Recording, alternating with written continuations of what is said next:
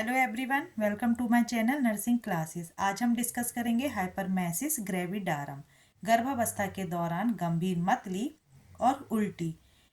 Hyperemesis ग्रेविडारम का मतलब है, हाइपर का मतलब होता है अधिक, एमिटिक का मतलब होता है उल्टी, ग्रेविडारम का मतलब होता है गर्भावस्था। गर्भावस्था के दौरान होने वाली उल्टी। Introduction. Hypermesis gravidarum is characterized by severe nausea and irritable vomiting sufficient to interfere with maternal nutrition, causing deleterious effect on her health. देखिए, हाइपरमेसिस ग्रेविडारम एक सीवियर टाइप की वॉमिटिंग है और नौसिया है, जो क्या करती हैं, जो वुमेन के न्यूट्रिएंट को क्या करती हैं, इफेक्ट करती हैं। और इससे क्या होगा, जब न्यूट्रिएंट को इफेक्ट करेंगी तो वुमन की हेल्थ पर भी इफेक्ट पड़ता है। Beginning typically 4 to 6 week.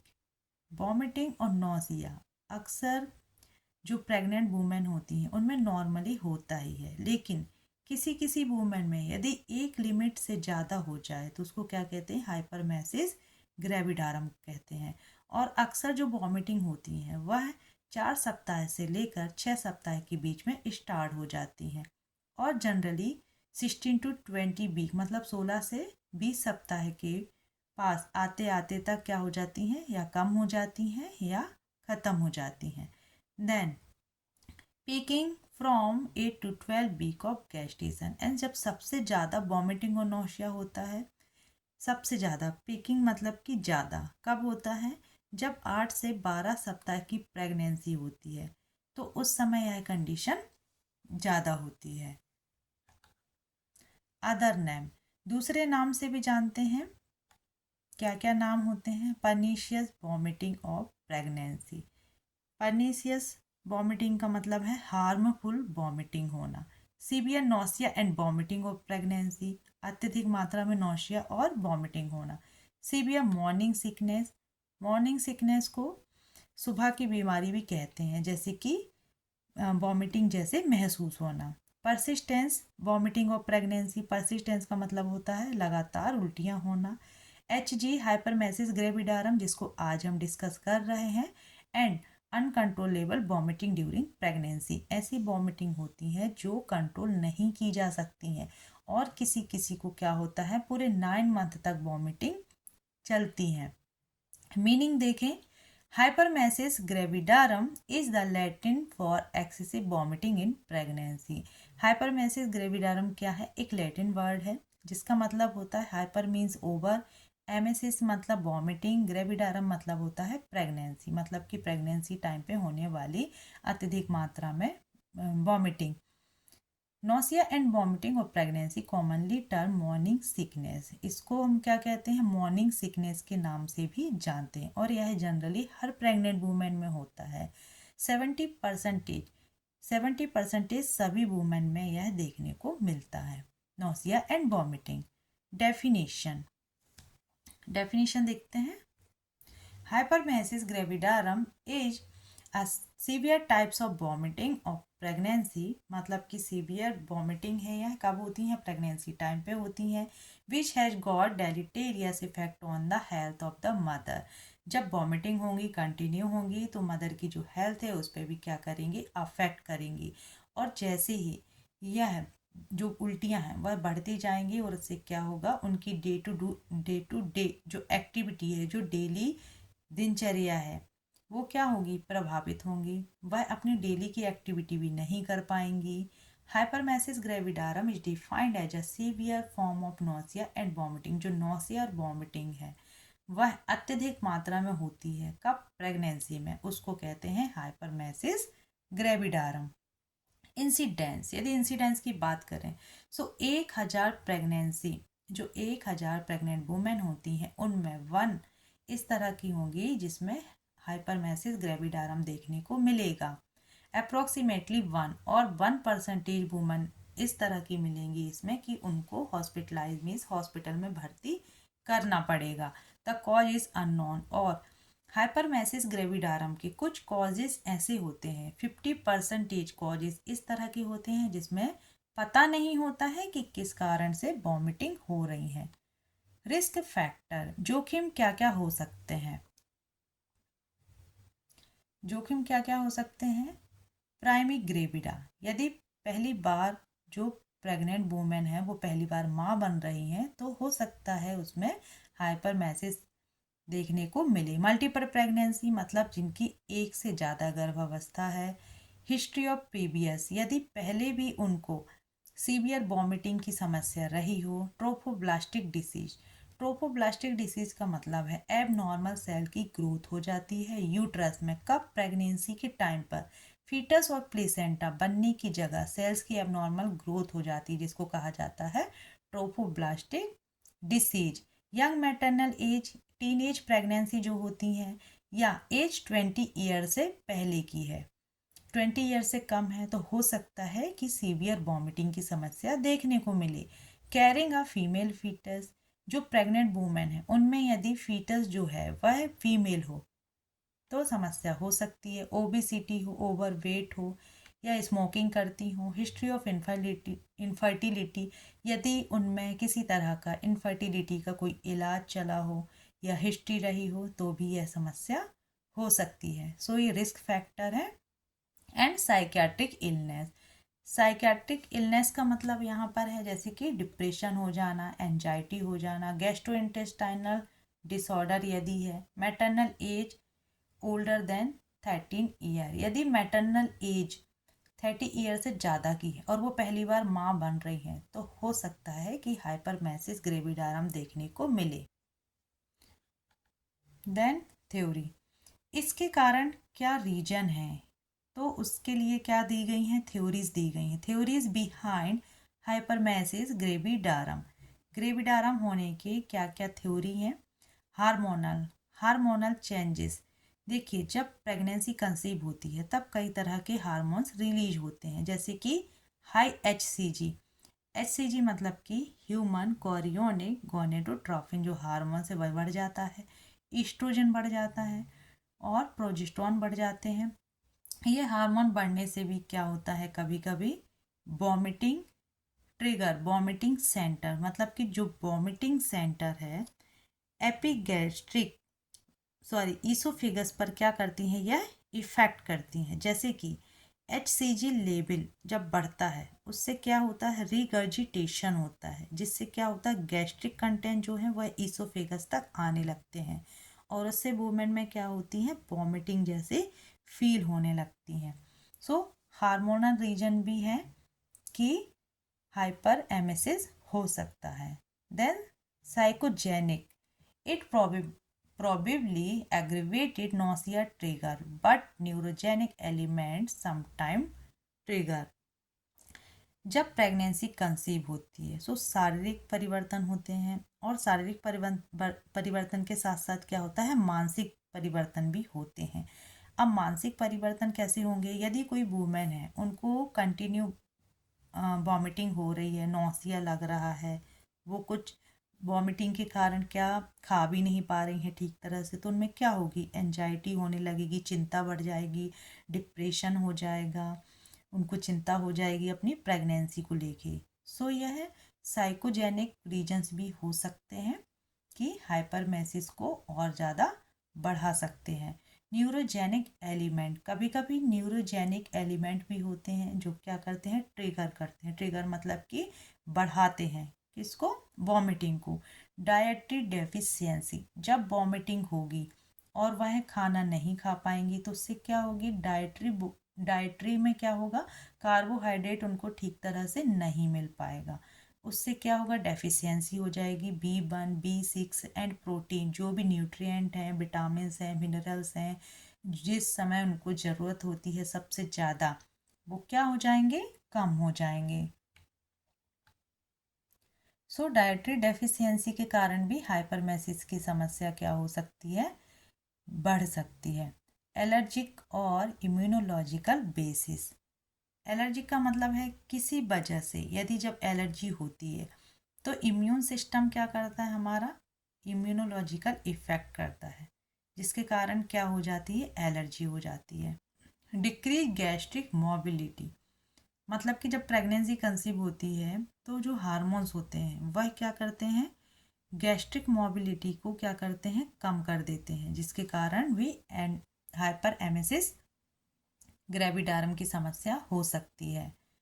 Then metabolic, biochemical and circulatory changes.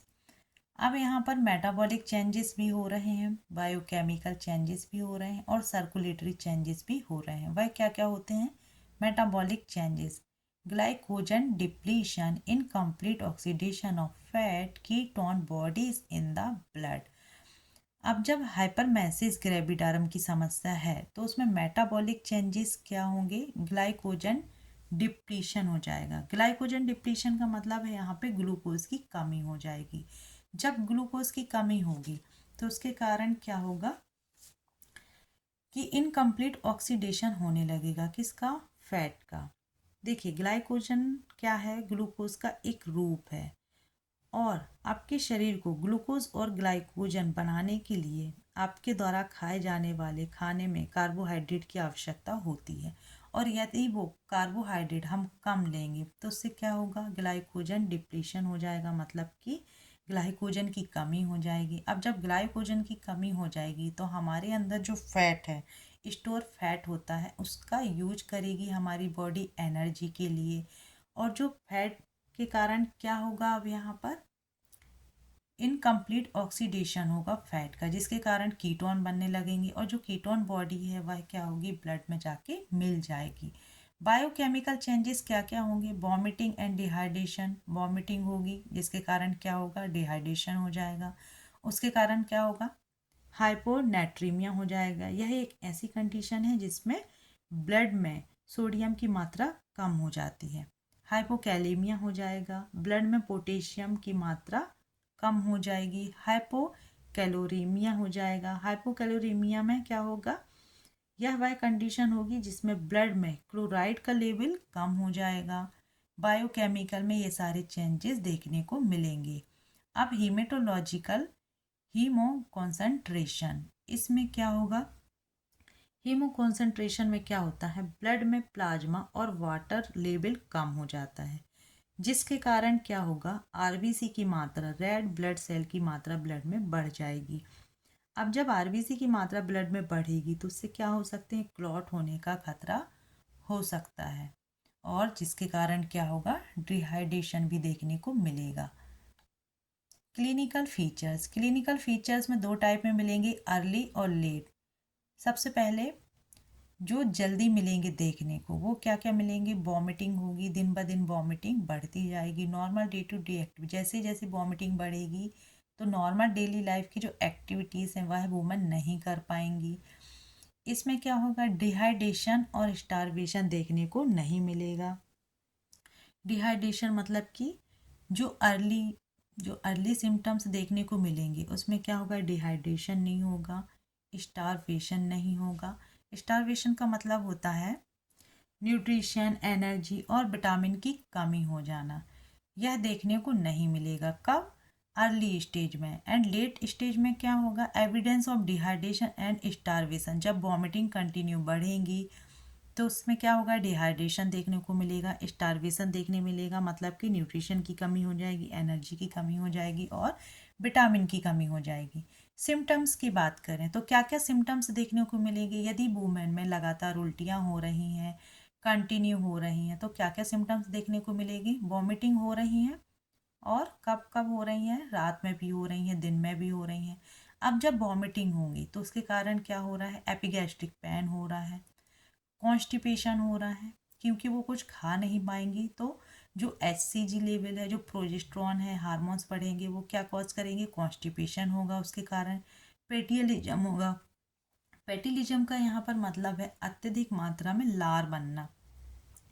जैसे ही प्रेगनेंसी कंसीव होती है 2 से 3 वीक में क्या होता है? जो सलाइवरी ग्लैंड होती हैं वह एक्टिव हो जाती हैं, जिसके कारण वह सलाइवा ज़्यादा मात्रा में सिक्रीशन करती हैं। उसके कारण क्या होता है? सलाइवा का लेवल बढ़ जाता है, उसको हम बोलते हैं पेटिलिज्म। स्पिटिंग होगी, थूक आएगा, सबसे ज़्यादा थकावट होगी। अब जब वॉमिटिंग जैसे लगेगा, नौसिया जैसे लगेगा तो क्या होगा? उनको नींद भी नहीं आएगी, complication will appear if not treated. यदि वॉमिटिंग का सही टाइम पे ट्रीटमेंट ना किया जाए, इंटरवेंशन ना किया जाए, तो उससे क्या होगा, कॉम्प्लिकेशन बढ़ सकते हैं। साइन क्या क्या देखने मिलेंगे, sign of dehydration and ketoacidosis. Ketoacidosis का यहाँ पर मतलब है, कीटोएसिडोसिस एक मेडिकल कंडीशन है जिसमें क्या होता है, ब्लड में कीटोन्स की मात्रा बढ़ जाती है। ड्राई कोटेड टंग, टंग क्या हो जाएगी, ड्राई हो जाएगी। सनकन आइस हो जाएंगी। सनकन आइस का मतलब यहाँ पर है कि जो आंखें हैं वह अंदर की तरफ धंस जाएंगी। क्यों, क्योंकि पेशेंट क्या हो रही हैं, यहाँ पे डिहाइड्रेशन में जा रही हैं। एसीटोन स्मेल इन ब्रीथ, जब जब सांस लेंगी और ब्रीथ उनकी जो आएगी वह कैसी हो जाएगी, एसीटोन। एसीटोन का मतलब होता है स्ट्रॉन्ग स्मेल आएगी। एंड टैकीकार्डिया हो जाएगा, मतलब कि हार्ट रेट बढ़ जाएगी। पोस्टुरल हाइपोटेंशन हो जाएगा, मतलब कि ब्लड प्रेशर क्या हो जाएगा, कम हो जाएगा और टेम्परेचर बढ़ जाएगा। और यदि कंटिन्यू वॉमिटिंग हो रही है, उसका ट्रीटमेंट नहीं किया जाएगा, तब क्या होगा, जॉइंटिस भी हो सकता है। तो यह साइन है जो देखने को मिलेंगे मदर में। एंड कॉम्प्लिकेशन, कॉम्प्लिकेशन में क्या क्या हो सकता है, हाइपोकैलीमिया हो जाएगा। किसको, मदर को। हाइपोकैलीमिया का मतलब होता है कि ब्लड में पोटेशियम की मात्रा कम हो जाना। एंड क्या होगा, हाइपोनेट्रीमिया हो जाएगा। हाइपोनेट्रीमिया एंड सेंट्रल पोंटिन माइलिनोलिसिस, इसका मतलब होता है कि हाइपोनेट्रीमिया का मतलब होता है ब्लड में सोडियम की मात्रा कम हो जाना। यह एक न्यूरोलॉजिकल डिसऑर्डर होता है और यह कब होता है, जब ब्लड में सोडियम की मात्रा कम होती है और उसके लिए मेडिकल ट्रीटमेंट लिया जाता है। उसके बाद होती है यह कंडीशन न्यूरोलॉजिकल डिसऑर्डर, जिसको कहा जाता है central pontine myelinolysis. Then vitamin B6 B12 की डेफिशिएंसी हो जाएगी। यह कॉम्प्लिकेशन मिलेगा मदर में देखने के लिए। माल न्यूट्रिशन हो जाएगा, जब कंटिन्यू वॉमिटिंग होगी, कुछ खा नहीं पाएंगे, न्यूट्रिशन की कमी हो जाएगी, तो माल न्यूट्रिशन देखने को मिलेगा। Mallory Weiss oesophageal tears, Mallory Weiss tear का मतलब होता है टिश्यू और मेम्ब्रेन होते हैं जो लोअर इसोफेगस होता है, उसके टिश्यू और मेम्ब्रेन होते हैं। यदि लंबे समय तक उल्टियाँ आती हैं या खांसी आती है, तो उससे क्या हो सकती है, उनमें ब्लीडिंग हो सकती है, जिसको कहते हैं मेलोरी वेस टीयर। देन वीनस थ्रम्बोलिज्म हो जाएगा, इसका मतलब है ब्लड में क्लॉट बनने लगेंगे। साइकोलॉजिकल मॉर्बिडिटी हो जाएगी, जब वुमन को कंटिन्यू वॉमिटिंग होगी और उनकी वह एक्टिविटी नहीं कर पाएंगी, उनके अंदर न्यूट्रिशन की कमी होगी, तो उनको क्या होगा, डिप्रेशन में जाएंगी वो, और एंजाइटी होगी उनको, और नेगेटिव इम्पैक्ट आएंगे, मतलब कि नकारात्मक उनके ऊपर प्रभाव पड़ेगा, जिसको कहते हैं साइकोलॉजिकल मॉर्बिडिटी। एंड जॉइंटिस देखने को मिलेगा मदर में। अब कुछ खा नहीं पाएंगी, न्यूट्रिशन की कमी होगी, तो क्या मिलेगा, एनीमिया देखने मिलेगा। फीटस में क्या देखने को मिलेगा, ग्रोथ रिस्ट्रिक्शन, मतलब कि जब मदर कुछ न्यूट्रिशन नहीं ले पाएंगी और जब मदर में क्या माल न्यूट्रिशन देखने को मिलेंगी मदर में, तो क्या होगा, फिर उनके फीटस को भी सही न्यूट्रिशन नहीं पहुंच पाएगा, जिसके कारण फीटस की ग्रोथ क्या हो जाएगी, रुक जाएगी। Wernicke's encephalopathy is associated with 40% of fetal death. Wernicke Korsakoff syndrome कहते हैं इसको, वर्निक्स इंसेफेलोपैथी को। यह एक साइकियाट्रिक डिसऑर्डर होता है जिसमें क्या होता है, थायमीन की कमी हो जाती है। थायमीन का मतलब है विटामिन बी